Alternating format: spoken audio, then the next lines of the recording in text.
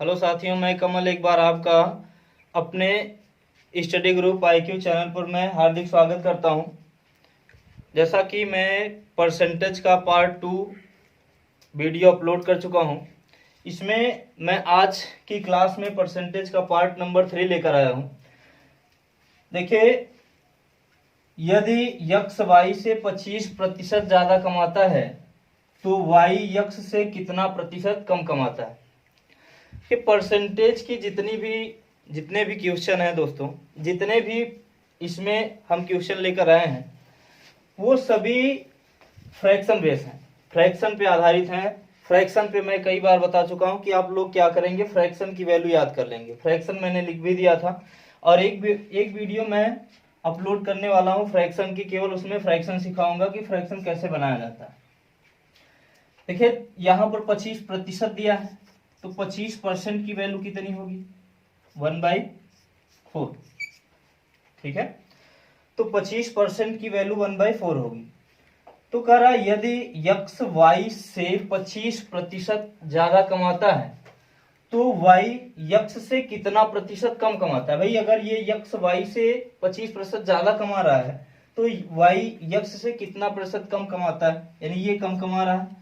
तो इसको देखिए, हमने पहले ही वीडियो से मैं बताता चला रहा हूं कि अगर ऊपर वाले में अधिक की बात हो रही हो तो हम ऊपर वाले में प्लस का साइन यूज करते हैं, प्लस यूज करते हैं।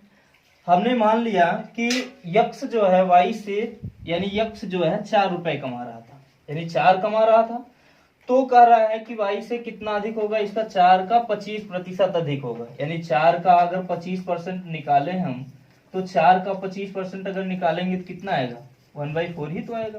कैंसिल करेंगे तो कितना आ जाएगा, 1। यानी 4 पर 1 ज्यादा कमा रहा है, तो इसका मतलब इसकी वैल्यू कितनी थी पहले। अब ये कमा रहा है कितना, पहले 4 था, अब कितना कमा रहा है, 5। यानी यक्स वाई से 25% ज्यादा कमाता है। तो इनमें डिफरेंट कितने का है, डिफरेंट है 1 का। तो देखिए, यहां पर कह रहा है वाई यक्स से कितना प्रतिशत कम कमाता है, तो ये यक्स की वैल्यू और ये वाई की वैल्यू। तो वाई की वैल्यू यहाँ पे हम कितना रखेंगे, बटा 5 कर देंगे, इंटू 100 कर देंगे, तो ये बन जाएगा कितना, 20%। ठीक है, तो आप लोग इस फ्रैक्शन पर आधारित, यानी जितनी भी सवालें हैं, जितना भी क्वेश्चन है, अगर फ्रैक्शन से करते हैं तो ये आसान, बेहद आसान हो जाता है दोस्तों। तो आराम से आप लोग क्या करें, फ्रैक्शन याद कर लें। फ्रैक्शन याद करने के बाद आपको बनाना आसान। नेक्स्ट क्वेश्चन देखते हैं साथियों। नेक्स्ट क्वेश्चन में कह रहा है किसी वस्तु के भाव में 14 सही 2/7% की कमी हो जाती है, किंतु वस्तु की दैनिक बिक्री में 33 सही 1/3% की वृद्धि हो जाती है। परिणाम स्वरूप दैनिक बिक्री से प्राप्त धनराशि में कितने प्रतिशत का अंतर आ जाएगा। डिफरेंट पूछ रहा है, इसमें कितने प्रतिशत का अंतर आ रहा है। देखिए, तो 14 सही 2/7 को हम फ्रैक्शन में बदलेंगे, तो 14 सही 2/7 को फ्रैक्शन में बदलेंगे तो इसकी वैल्यू होती है 1/7। तो 1/7 में अब देखिए कह रहा है कि वस्तु के भाव में 14 सही 2/7% की कमी आ जाती है। तो मैं मान लेता हूं कि वस्तु का भाव कितना रहा होगा, 7 रुपए। तो 7 में अगर 14 सही 2/7% की परसेंट निकालें, 7 का 14 सही 2/7% अगर निकालेंगे तो कितना आएगा, 7 का 1/7 करेंगे तो 1 ही आएगा। मैं ये कह रहा हूं कि आप लोग जब भी करें तो जैसे ये इसकी वैल्यू हम यहाँ पर जो भी मानते हैं, अगर लाभ हानि का क्वेश्चन करेंगे तो इसको हम सीपी मान के चलेंगे, यानी क्रय कास्ट प्राइस मान के चलेंगे, क्रय मूल्य मान के चलते हैं। देखिए दोस्तों, यह कॉन्सेप्ट जो है परसेंटेज, लाभ हानि, यानी मैथ के पूरे सिलेबस पे ये काम करेगा। तो यहाँ पर 1 की क्या आ रही है, कमी हो जा रही है। अगर वृद्धि होती है तो यहाँ हम प्लस लगाएंगे, कमी होती है तो यहाँ माइनस लगाएंगे। तो देखिए, पहले कितना था, 7 था, अब उसके भाव में 1 की कमी आ गई तो कितना हो गया, 6 हो गया। अब देखिए, उसके बाद कह रहा है कि किंतु वस्तु की दैनिक बिक्री में 33 सही 1/3% की वृद्धि हो जाती है। तो 33 सही 1/3 परसेंट की फ्रैक्शन में वैल्यू कितना होगी 1/3। तो 1/3 होगी। यहाँ पर कह रहा है कि इसकी दैनिक बिक्री में यानी इतने की वृद्धि हो जाती है, तो यहाँ पर हम प्लस लगाएंगे। पहले कितना था 3, अब कितना हो गया 4, तो यहाँ से हम निकाल लेंगे। देखिए हमने बताया था कि इसका भी मल्टीपल कर लीजिए, इसका मल्टीपल कर लीजिए तो रेशियो निकल आएगा। हमने पहला ही क्वेश्चन दिया था रेशियो पर, तो आप देखिए अगर इसका मल्टीपल करेंगे, इसका मल्टीपल करेंगे, बाद में रेशियो निकालेंगे तो डिवाइड करेंगे, तो यहाँ से भी डिवाइड किया जा सकता है। जैसे 3 दूनी 6, तो यहाँ पर आ जाएगा 7 और 4 दूनी 8। अब देखिए दोस्तों यहाँ पर इनमें डिफरेंट कितने का है, 1 का डिफरेंट है, और पूछ रहा है कि प्राप्त धनराशि में कितने प्रतिशत का अंतर आ जाएगा। तो 1 बाई कितना कर देंगे 1/7। इसको परसेंटेज में बदल देंगे। परसेंटेज की वैल्यू इसकी कितनी होती है 14 से ही 2/7%। स्क्रीनशॉट ले लीजिए, फिर अगला क्वेश्चन नेक्स्ट क्वेश्चन दिखाते हैं। देखिए साथियों नेक्स्ट क्वेश्चन आपके सामने है। किसी वस्तु के मूल्य में 20% की कमी हो जाती है तो किंतु वस्तु की दैनिक बिक्री में 30% की वृद्धि हो जाती है। परिणाम स्वरूप दैनिक बिक्री से प्राप्त धनराशि में कितने प्रतिशत का अंतर आ जाएगा। देखिए क्वेश्चन को समझिए, कोशिश करिए समझने की क्या कह रहा है। अगर उसमें आपको समझ में आ गया कि हमें क्या निकालना है तो आसानी से आप कर सकते हैं। तो अगर वस्तु के मूल्य में 20% की कमी हो जाती है और वस्तु की दैनिक बिक्री में 30% की वृद्धि हो जाती है, अगर किसी वस्तु के मूल्य में गिरावट आती है तो उसकी बिक्री में वृद्धि हो जाती है।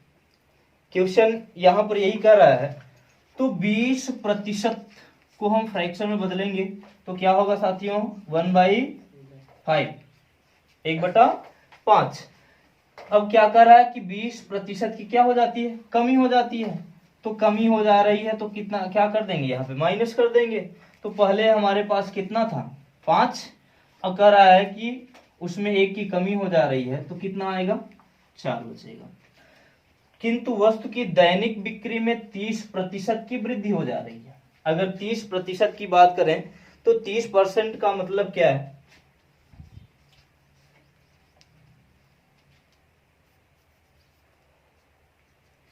तीस परसेंट को अगर फ्रैक्शन में बदलना चाहें तो कर सकते हैं 30 बटा कितना 100, तो 3 बाई कितना आ जाएगा 10 आ जाएगा, तो 3/10 कर दीजिए।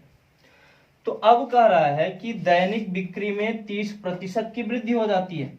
तो अगर बिक्री पहले 10 रही होगी तो अब उसमें कितने की 3 की वृद्धि हो रही है, तो 10 और इधर कितना हो जाएगा 10 3 13, और ये कितना था 5, बाद में कितना हो गया 4।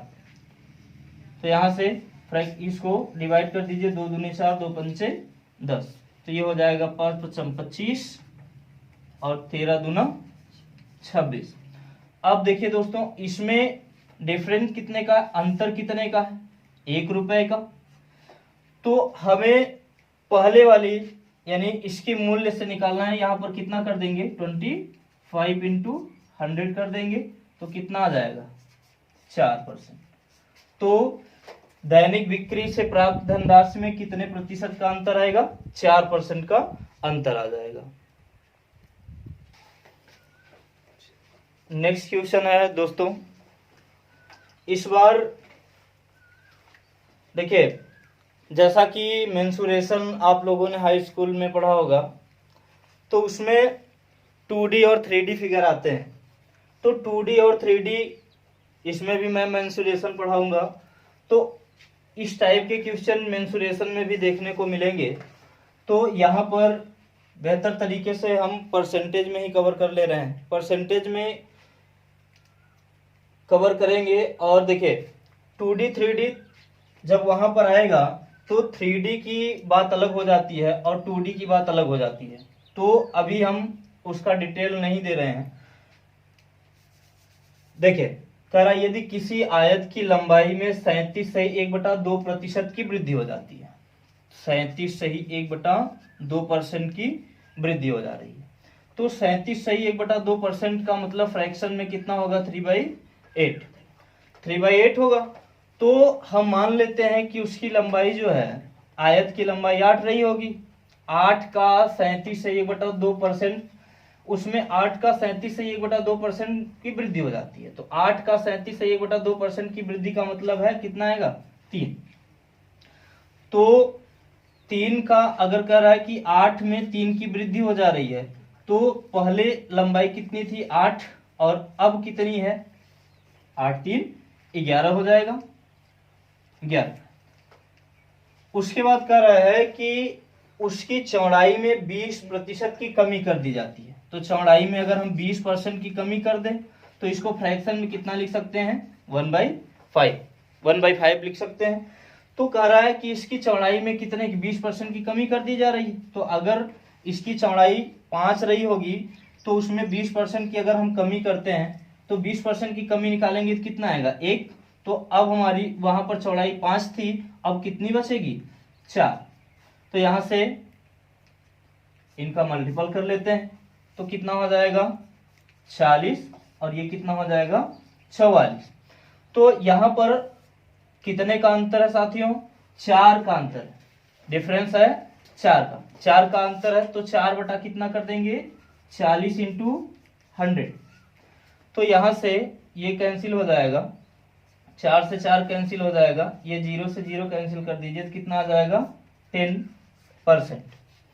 10% इसमें क्या आ जाएगा?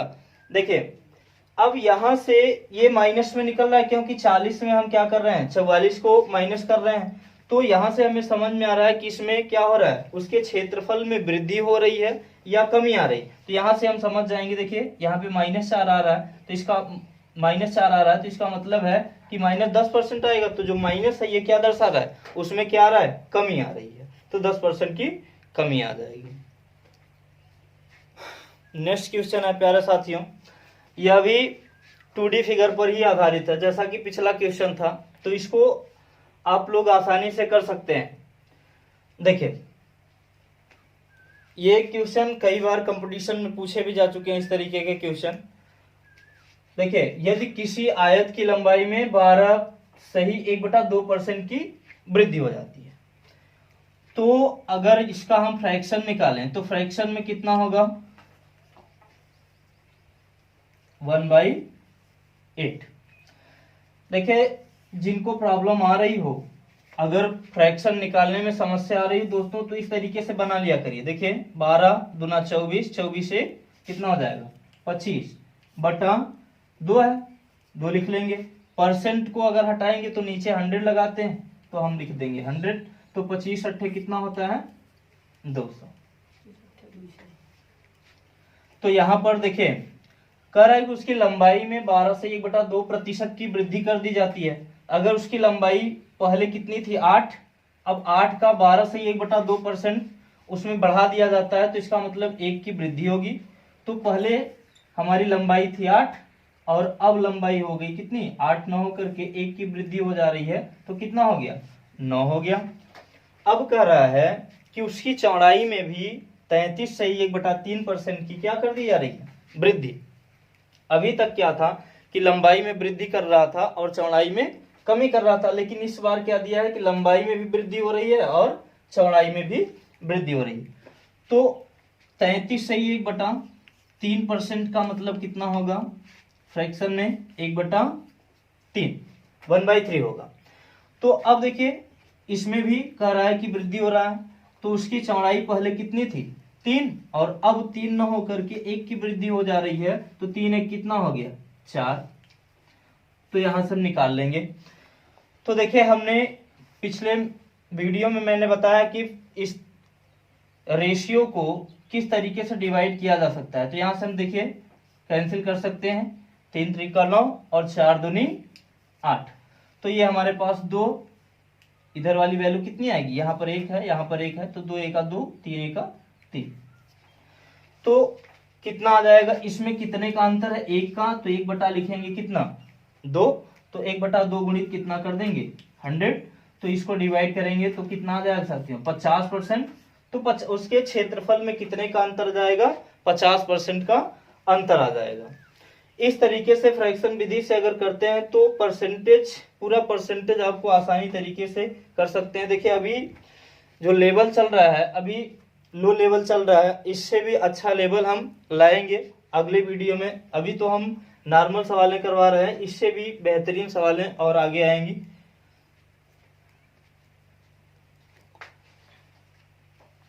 नेक्स्ट क्वेश्चन है, देखिए यह क्वेश्चन वृत्त पर आधारित है। तो सबसे पहले हमें वृत्त का एरिया क्या होता है, इसके एरिया का फार्मूला क्या होता है। देखिए अगर वृत्त के क्षेत्रफल की बात करें तो वृत्त का क्षेत्रफल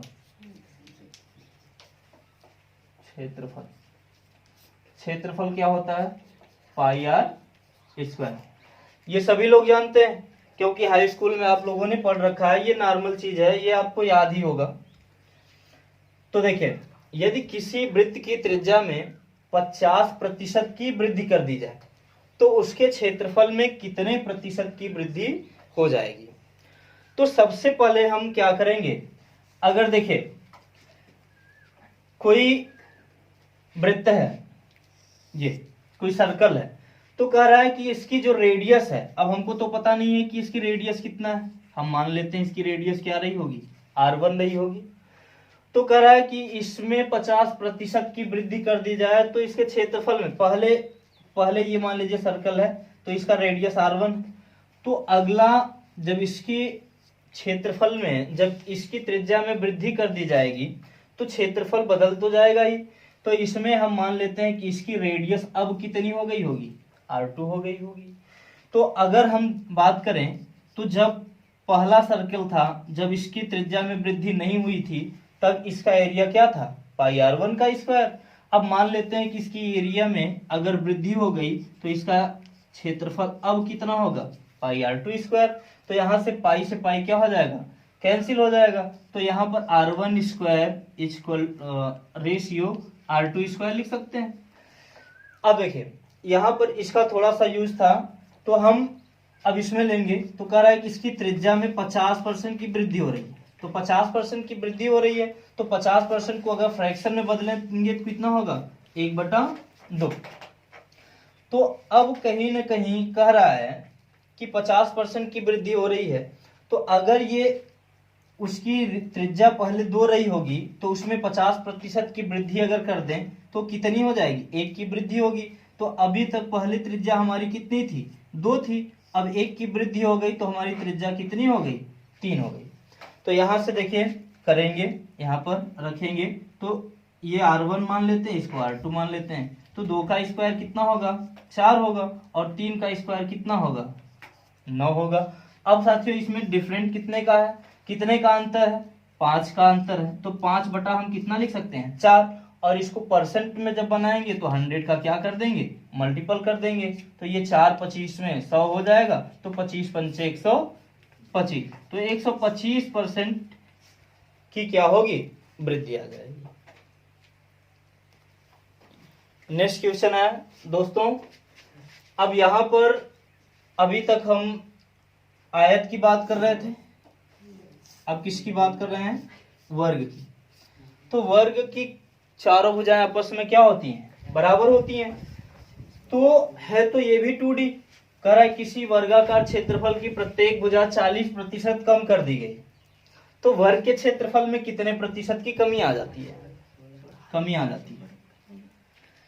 देखिए तो वर्ग का जो क्षेत्रफल है वो कितना होता है भुजा स्क्वायर होता है, सभी लोग जानते हैं, आपको पता होगा, ठीक है। तो कह रहा है कि क्षेत्रफल में यानी इसके क्षेत्र की वर्गाकार क्षेत्र की प्रत्येक भुजा 40% कम कर दी जाती है। तो 40% को हम फ्रैक्शन में बनाएंगे तो कितना आ जाएगा दोस्तों, देखिए 40 को अगर फ्रैक्शन में बदलेंगे तो 40/100 कर लेंगे तो कितना आ जाएगा 2 दूने 4 2 पंचे 10 यानी 2/5, ठीक है। तो कहीं ना कहीं अगर हमारी भुजा वर्ग की भुजा 5 है, अगर वो 5 है तो कह रहा है कि 40% की उसमें क्या कर दी जा रही है, कमी कर दी गई। तो पहले 5 थी, अब 40% की कमी कर दी जा रही है, तो इसका मतलब 2 की कमी होगी, 2 की कमी आएगी। तो अगर 5 में 2 की कमी हो गई तो कितना बच रहा है, 3 बचेगा।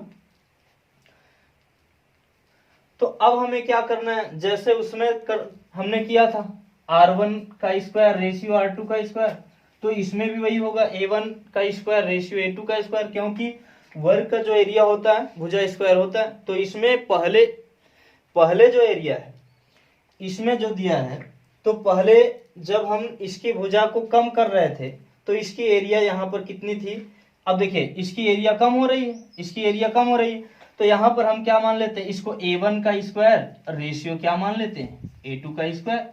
तो 5 का स्क्वायर कितना हो जाएगा 25, और 3 का स्क्वायर कितना हो जाएगा 9, और इसका डिफरेंस देखेंगे दोस्तों तो कितना होगा 16 आ जाएगा।